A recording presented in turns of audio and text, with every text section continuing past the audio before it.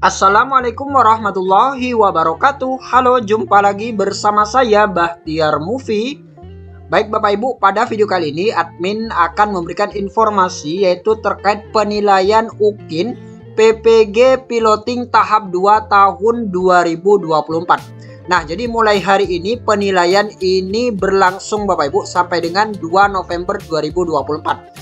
Nah, di sini ada ketentuan-ketentuan Bapak Ibu, guru yang nantinya dinyatakan lulus dan juga guru yang tidak dinyatakan lolos UKIN PPG guru tertentu khususnya untuk tahap 2 tahun 2024. Nah, jadi bagi Bapak Ibu, simak terus video ini dan sebelum lanjut seperti biasa, admin ingatkan kembali jangan lupa tekan tombol subscribe-nya terlebih dahulu dan tekan tombol loncengnya agar nantinya Bapak Ibu selalu mendapatkan update informasi-informasi terbaru dari kami.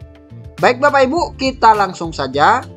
Nah, berdasarkan jadwal yang telah diumumkan di ppg.kemendikbud.go.id yang mana untuk piloting PPG guru tertentu tahap 2 ini telah selesai melaksanakan ujian tulis berbasis komputer atau UTBK Bapak Ibu. Jadi berakhir tanggal 22 Oktober kemarin. Nah, saat ini Bapak Ibu, saat ini tanggal 24 Oktober sampai dengan 2 November 2024 adalah pelaksanaan penilaian uji kinerja. Nah, jadi nantinya video pembelajaran dan juga modul ajar yang telah Bapak Ibu upload di aplikasi UKIN masing-masing guru ini nantinya akan dinilai Bapak Ibu, akan dinilai oleh tim penguji apakah nantinya akan lolos ataukah tidak lolos. Dan admin doakan ini semoga nantinya PPG tahap 2 ini bisa lolos semua Bapak Ibu sehingga nantinya bisa mendapatkan sertifikat pendidik.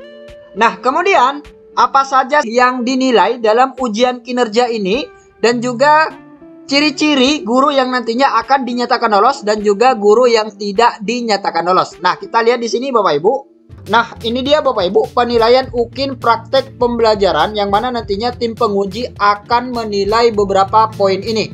Kita lihat yang pertama, ketepatan alur dan tahapan proses pembelajaran. Kemudian kesesuaian proses pembelajaran dengan RPPH yang telah disusun. Penguasaan bahan ajar yang disampaikan secara jelas. Kemudian kualitas interaksi dengan siswa selama proses pembelajaran. Nah, jadi ada interaksi Bapak Ibu antara guru dengan siswa dalam proses pembelajaran. Kemudian penggunaan media atau alat bantu pembelajaran yang tepat. Jadi sesuaikan dengan konten atau materi yang disampaikan Bapak Ibu. Kemudian perlakuan yang tepat kepada siswa yang menunjukkan perilaku tidak semestinya ketika pembelajaran berlangsung. Dan kemampuan melakukan evaluasi dan umpan balik di akhir proses pembelajaran. Nah, jadi ini deh Bapak Ibu poin-poin yang nantinya akan dinilai oleh tim penguji dalam video pembelajaran ketika Bapak Ibu membuat praktek video pembelajaran. Nah, masalah-masalah apa yang menyebabkan mahasiswa tidak lulus di UKIN? Nah, ini nih ya. Ini yang perlu kami tekankan. Jadi perangkat pembelajaran yang dibuat oleh mahasiswa dan diupload itu tidak lengkap, bahkan ada yang bidangnya tidak sesuai. Aneh ini, ngajar matematika yang diupload perangkatnya PKN. Ya sudah, wassalam. Kalau seperti itu, tidak bisa lulus. Ya, misalnya guru bahasa Inggris, perangkat yang diunggah atau yang dibuat atau diunggah itu adalah misalnya ekonomi, padahal bahasa Inggris, itu juga menyebabkan tidak lulus. Yang kedua, video yang diupload tidak lengkap. Ya, tidak lengkap. Ini ada kejadian. Mungkin saja saudara membuat beberapa file yang awal, mungkin file awal, terus kemudian file revisi 1 sampai revisi 2 sampai final, misalnya gini. Final yang saudara unggah jangan sampai keliru, yang diunggah itu yang final ini. Pernah kejadian yang diunggah apa? Yang awal ini. Padahal awal itu isinya hanya salam saja. Ya sudah, tidak akan bisa lulus. Video banyak disisipi lagu ini juga bermasalah. Kenapa? Ada YouTube itu kan memberlakukan kalau orang mengambil lagu dipasang di filenya Bapak Ibu yang mengajukan video atau yang mengunggah video itu, maka nanti akan kena pasal plagiasi dan itu langsung ditutup untuk tidak bisa dibuka. Ini masalah. Ini masalah. Makanya nggak usah disisipi lagu-lagu. Udah real yang dilakukan Bapak Ibu itu aja diunggah. Kemudian RPP atau video yang diupload tidak bisa dibuka. Kenapa tidak bisa dibuka? Karena pilihan yang dibuat oleh mahasiswa itu bukan yang open tapi privat. Privat itu berarti hanya bisa dibuka sendiri. Orang lain tidak bisa buka. Itu bermasalah. Ya, ini nih yang penting. Ini tolong dicek lagi kalau ngunggah itu, cek apakah ini pilihannya terbuka umum sehingga penguji bisa membuka, atau privat. Kalau privat tidak bisa dibuka. Kalau tidak bisa buka bermasalah, tidak akan bisa dinilai.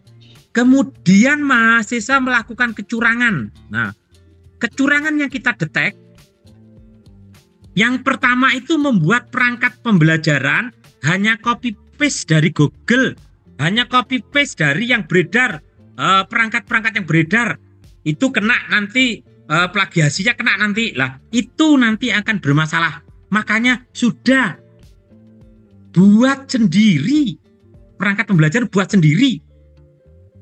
Karena itu cerminan dari kemampuan Bapak Ibu sebagai guru profesional. Aneh kalau seorang guru tidak bisa membuat perangkat pembelajaran. Karena itu hindari untuk copy paste. Copy paste dari kawannya, copy paste dari Google dan lain-lain, hindari. Buat sendiri. Kenapa? Kalau nanti copy paste dari kawannya pun, kawannya juga ngunggah, punya saudara akan kena plagiasi, itu akan kena sekian persen. Nah, itu nanti akan bermasalah. Makanya hindari ya. Buat sendiri saja, sebisanya buat sendiri. Itu yang paling penting. Hindari itu. Kalau orang membuat sendiri tidak akan pernah sama satu dengan yang lain. Asalkan buat sendiri ya. Tolong ini penting. Jangan hanya copy paste saja. Yang kedua, ada video praktek pembelajaran. Ini ternyata orang lain yang praktek. Kemarin ada yang dengan ditutup pakai masker, pakai topi, pakai kopiah supaya tidak kelihatan wajahnya. Dilacak ternyata itu orang lain. Nah, ini yang jangan sampai terjadi.